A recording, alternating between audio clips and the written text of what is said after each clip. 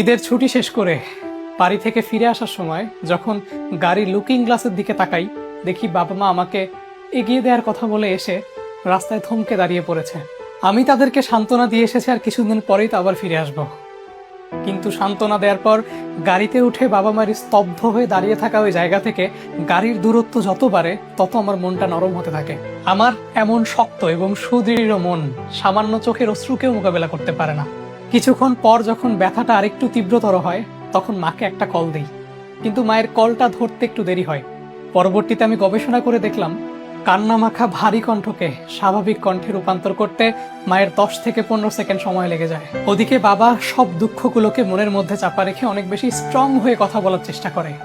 কিন্তু আমি তো বড় হয়েছি, আমি তো বুঝি জীবনটা এতটা বৈচিত্র্যময় না হলেও পারতো। এতটা বৈচিত্র্যের আমাদের দরকার ছিল না।